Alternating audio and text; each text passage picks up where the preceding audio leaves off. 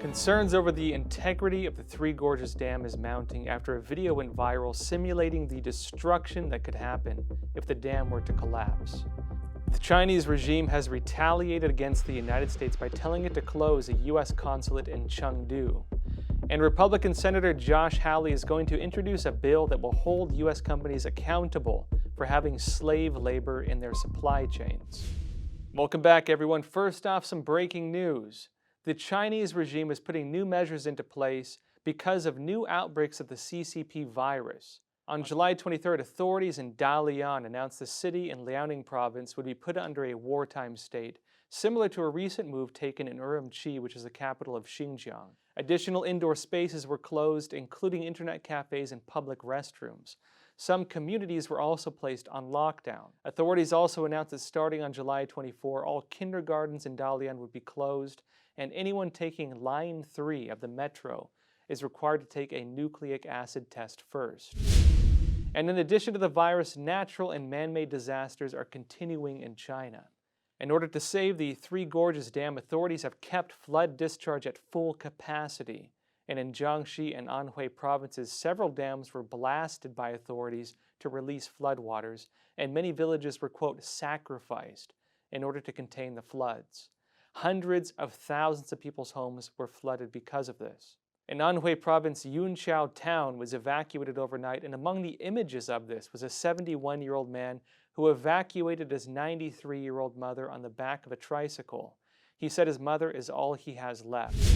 Meanwhile, there are growing concerns over the integrity of the Three Gorges Dam, and a video simulating what its collapse would entail has gone viral online in China, and it's suspected to have been an official production of a disaster simulation. Now, a man working in flood control in Anhui province told our affiliated news outlet Sound of Hope that the video may be a quality simulation of this, and suspected it may have been released as a warning. Now, the video shows how floodwaters would destroy several towns and cities were the dam to collapse. Meanwhile, after the U.S. ordered the CCP to close its consulate in Houston, the Chinese regime retaliated by telling the U.S. to close its consulate in Chengdu. 7月24日上午，中国外交部通知美国驻华使馆，中方决定撤销对美国驻成都总领事馆的设立和运行许可，并对该总领事馆停止一切业务和活动提出具体要求。 Now, the U.S. consulate in Chengdu opened in 1985 and currently has more than 200 employees. Among them are 150 Chinese who are hired locally. Now, the consulate covers southwestern China, including Sichuan, Yunnan, Guizhou, Tibet, and Chongqing, and is regarded as having strategic significance because of its location. In February 2012, the U.S. Chengdu consulate sheltered the city's former deputy mayor and police chief, who was Wang Lijun, which ignited a series of events that led to the ouster and imprisonment of CCP high-ranking official Bo Xilai. After the announcement, the CCP's armed police were sent to surround the U.S. consulate in Chengdu just recently. Traffic was blocked at intersections near the area, and the CCP established a monitoring site on a nearby building overlooking the U.S. consulate. Chinese state news outlet CCTV has also been live broadcasting from outside the U.S. consulate since the announcement was made. And while this is taking place, the Chinese Communist Party is now refusing the U.S. orders to close down its consulate in Houston. Kai Wei, the Chinese consul general in Houston, said China is protesting the closure order and his office will remain open until further notice. Now, he gave limited details on this, but said, according to Politico, quote, "Today we are still operating normally, so we will see what will happen tomorrow." In other news, U.S. authorities arrested 3 Chinese nationals for allegedly lying about their roles in the Chinese military in order to obtain U.S. visas. Now, a 4th Chinese national, also under these same charges, is still wanted by the FBI and is allegedly hiding in the CCP's consulate in San Francisco. And also, Secretary of State Mike Pompeo gave a press conference where he detailed the challenge of the CCP to the United States and other countries, and declared the free world must triumph over this new tyranny. The old paradigm of blind engagement with China simply won't get it done. We must not continue it, and we must not return to it. As President Trump has made very clear, we need a strategy that protects the American economy and indeed our way of life. The free world must triumph. over this new tyranny. Let's start by changing how our people and our partners perceive the Chinese Communist Party. We have to tell the truth. We can't treat this incarnation of China as a normal country just like any other. We stopped pretending Huawei is an innocent telecommunications company just showing up to make sure you can talk to your friends. We've called it what it is, a true national security threat, and we've taken action accordingly.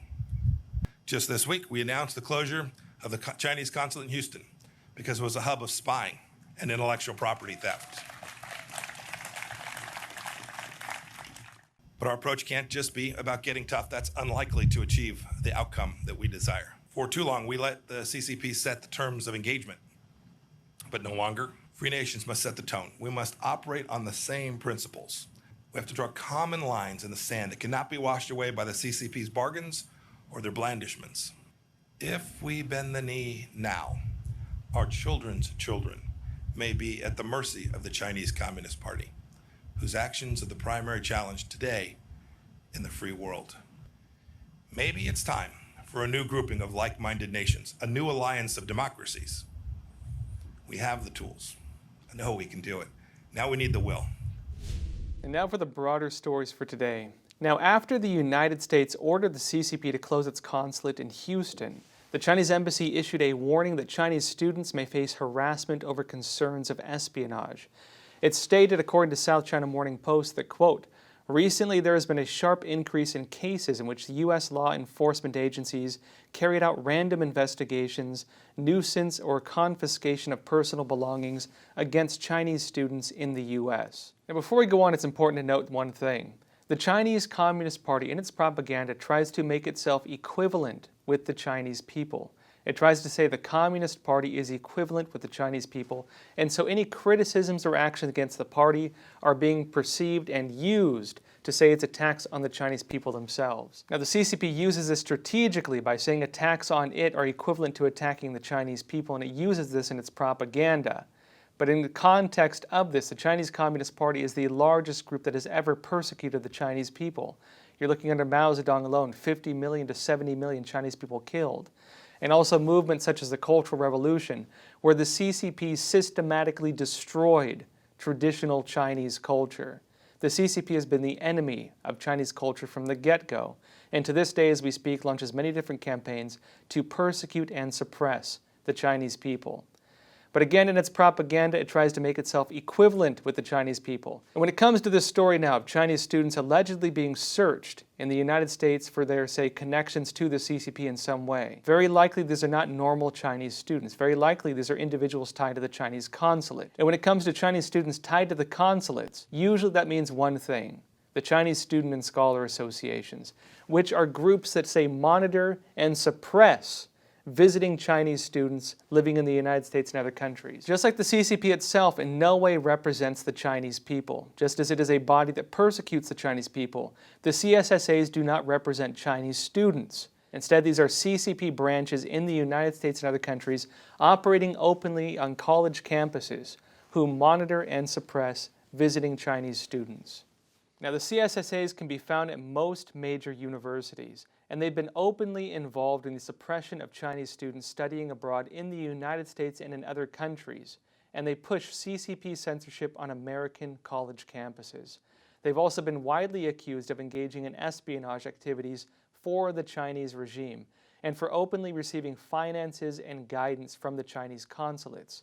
Each of its consulates will often help in the operations of multiple CSSAs across several U.S. states. Now, the CSSAs work as the eyes and ears of the CCP on these college campuses. In January this year, Vice President Mike Pence said that the CSSAs, quote, alert Chinese consulates and embassies when Chinese students and American schools stray from the Communist Party line. In one case, a Chinese student named Yang Shuping spoke at her graduation ceremony at the University of Maryland in 2017. The air was so sweet and fresh and utterly luxurious. I was surprised by this. I grew up in a city in China where I had to wear a face mask every time I went outside. Otherwise, I might get sick. However, the moment I inhaled and exhaled outside the airport, I felt free. Remember, Democracy and free speech should not be taken for granted. Democracy and freedom are the fresh air that is worth fighting for. But soon after she said that, she was verbally attacked by the local CSSA. And as Voice of America reported, the CCP's state-run China Daily published the address of her family in China. She later apologized for her statements. In 2019, a 20-year-old University of Minnesota student was jailed in China for sending anonymous tweets that were critical of CCP leader Xi Jinping. And the school's branch of the Confucius Institute and the CSSAs were among the key suspects in how the student was exposed. In Australia, Chinese espionage on college campuses has become a mainstream discussion. In 2017, Australian intelligence services warned that local universities needed to be aware of clandestine influence, and China became a core focus in that warning. Now, The Conversation in Australia published an article around the same time, and it noted this, quote, "When university students and teachers discuss contentious issues relating to China, they often face criticism from PRC students, People Republic of China, and it noted the organizations orchestrating the response to these issues were typically branches of the CSSAs." Now, in the same light, in 2019, the Hoover Institute, a US think tank, wrote that the CSSAs, quote, "sometimes report on and compromise the academic freedom of other Chinese students and American faculty on American campuses." It notes that if a university hosts an event that the Chinese regime deems sensitive, they will face pressure from China, either through its embassies in the United States or through its CSSA branches in the United States. Now, according to the US government, censorship operations like this are why the CCP helped create the CSSAs. A 2018 report from the US-China Economic and Security Review Commission said this goes back to the fallout the CCP faced after it led the Tiananmen Square massacre. And the CCP began to increase its ideological work targeting Chinese students in China and abroad. In 2018, there were an estimated 142 CSSA chapters in the United States, and there were many others around the world. The report says this, quote, "They receive guidance from the CCP through Chinese embassies and consulates. Governmental ties CSSAs frequently attempt to conceal, and are active in carrying out overseas Chinese work consistent with Beijing's United Front strategy." Remember, I talk often about the United Front. Now, it says reporting has shown CSSAs are engaged in suppressing free speech, harassment, intimidation, and surveillance of Chinese student activists. Again, these do not represent Chinese students. These are Chinese student groups led by the CCP, operated by the CCP, and funded by the CCP that harass and monitor Chinese students. Now, CSSA operations are similar in other parts of the world. UK think tank RUSI reported, according to Radio Free Asia, that the stated aim of the CSSAs is to, quote, "look after Chinese students." But it also reports on them to the embassy and authorities, tries to stop discussion on topics sensitive to China, including Taiwan, Tibet, Tiananmen Square massacre, and so on, and takes more direct action under guidance of the embassy. Now, there's been some pushback against the claims the CSSAs are funded or directed by the consulates, and this is something that's broadly claimed at times. But a simple search through the websites of CSSA branches show they regularly write about these connections openly. Now, for the sake of this episode, I've actually gone through the trouble of collecting some of these examples here. For example, the Boston College CSSA says on its website, quote, "Also, we are the only Chinese student union at Boston College acknowledged by the Consulate General of the People's Republic of China in New York." At the University of Connecticut, the CSSA branch says this, quote, "UConn CSSA is official Chinese association supported by the Consulate General of the PR China in New York." At Harvard University, the CSSA branch said in an event listing, "This event has received financial support from the Consulate General of the People's Republic of China in New York." And so again, different Chinese consulates operate these CSSA branches in multiple states. Now, moving on, the CSSA at the University of Tennessee describes itself as a, quote, "non-political, self-governing organization," but on its website and in its documents, it explains that it's funded by the Chinese embassy, requires members to be patriotic to the CCP, it supports CCP policies, and it also requires them to guard the honor of China. and in that reference that means guarding the honor of the CCP. It appears they pulled this page offline, but an archive of it is still available. Now, at St. Louis University, the CSSA branch states in its charter, quote, "Our organization is under the direct leadership and assistance from China Consulate in Chicago." The branch at Wheaton College in Massachusetts says this, quote, "The resources of funding is from, but not limited to, China Embassy." At Virginia Tech, the CSSA branch says this, quote, "The president and his/her board have the full authority of using the money they receive from the university from the Chinese embassy." Now, the list of quotes and statements like this could go on for some time, and they include Florida International University, Southwestern, Harvard Medical School, UC Berkeley, and many, many others. And so what does this mean? The CSSA, the Chinese Student and Scholar Association, is not a normal student organization. It also in no way, again, represents the Chinese students living abroad. Now, in addition to accepting funding and directives from the Chinese consulates across the United States, Foreign Policy Association noted in 2017 that CSSA is a, quote, "Chinese government-sponsored United Front organization with chapters at universities around the world." It elaborates further on the importance of this United Front connection. It says this, "CSSA is an unofficial affiliate of the Chinese Communist Party's Central Committee United Front Work Department, a shadowy agency of the one-party state whose mission is to, quote, "spread China's influence by ultimately gaining control over a range of groups not affiliated with the party and that are often outside the mainland." It also notes the CSSA chapters keep close contact with the Communist Party Youth League, one of the branches of the Chinese Communist Party itself. There's the Youth League, the Young Pioneers, and the Chinese Communist Party. And that, quote, "China oversees CSSAs to monitor, manage, and protect Chinese students from Western political influence, while it uses them to, quote, condition the West, according to China's preferences and China's methods of control." And so again, when the Chinese embassy is coming out and saying the United States is targeting Chinese students, this is very unlikely normal Chinese students. Again, it's very likely Chinese students that the CCP uses openly in its spy operations, that operate openly on American college campuses, and that suppress, report on, and monitor these different Chinese students who are legitimate Chinese students living abroad. And in some news related to this, the Chinese consulate in San Francisco is allegedly harboring a Chinese researcher wanted by the FBI for concealing her ties to the Chinese military to obtain a visa. This is according to a July 20 court document. This is in addition to the 3 other Chinese nationals who were already arrested by U.S. authorities on similar grounds. And in relation to that as well, you might remember the Trump administration, President Donald Trump, said it's possible that the U.S. may close additional Chinese consulates or embassies, these different Chinese diplomatic missions. As far as closing additional embassies, it's always possible. Now, the CCP is to retaliate against the United States by closing U.S. consulates in China. But at the same time, this may actually hurt the Chinese Communist Party worse than it does the United States, and here's why.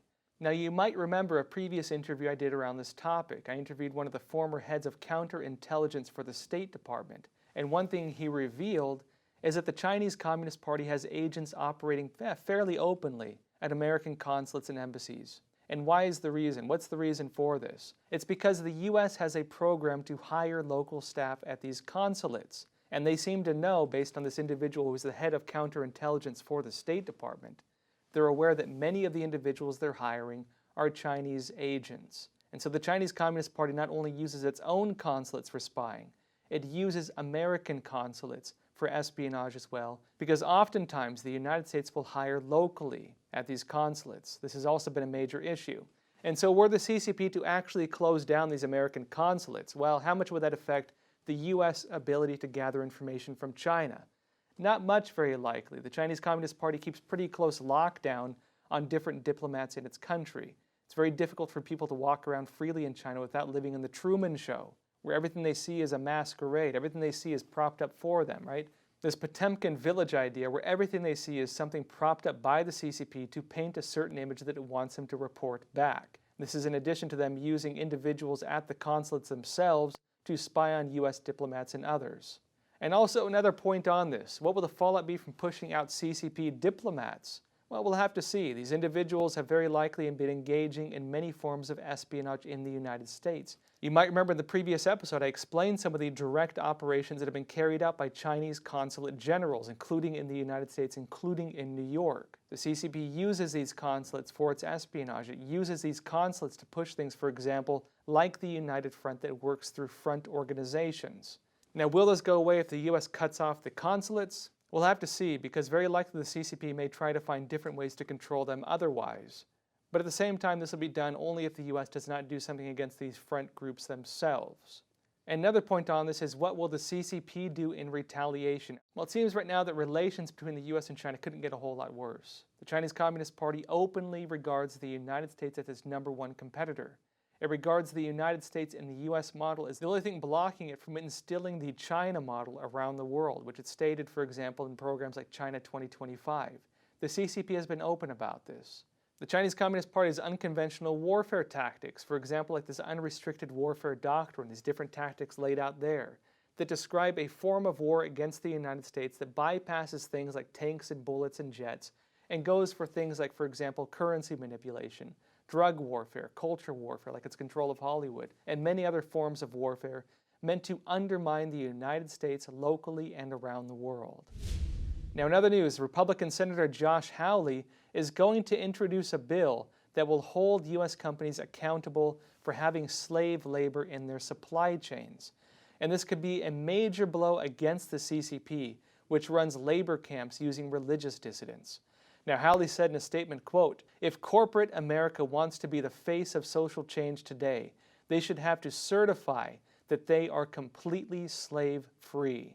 Now, the statement also notes, quote, "At least 80 global companies have been tied to forced Uyghur labor in China." These are Muslim Uyghurs living in China. From sportswear companies like Nike, Adidas, and Puma, to tech giants like Lenovo and Samsung. These issues extend beyond China. For example, Starbucks and Nespresso rely on underpaid Brazilian laborers who are denied basic necessities like food and water. Now, along similar lines, Secretary of State Mike Pompeo said on July 1st that, quote, "The PRCs, the People's Republic of China, human rights abuses in Xinjiang, where these Muslim Uyghurs mainly are, put businesses at risk of exposing their supply chains to forced labor and other abuses." Again, slave labor. Businesses must do their due diligence to avoid reputational, economic, and legal risks. Don't be complicit, end quote. And on top of this, on July 20, a notice was issued on the website of the U.S. Embassy in Georgia stating, quote, "The United States is warning businesses of the risks of partnering with firms in China's Xinjiang province because of ongoing human rights violations in the region." And so what does this mean? Big businesses and investors, many of the same ones that are, say, virtue signaling all the time about equality and these things and tolerance and so on, many of them have been either directly involved or at the very least complicit in the abuses of Chinese people, including religious dissidents and ethnic minorities, at the hands of the Chinese Communist Party. And with that said, folks, again, we're broadcasting Monday through Friday, 5 days a week, so be sure to tune in. Also, if you want to support this channel, we do have a Patreon. You can find the link to it in the description below. And also, please don't forget to like and subscribe. Really, we need your help supporting this channel. If you want to go the extra mile, please tell a friend or family member about this channel as well.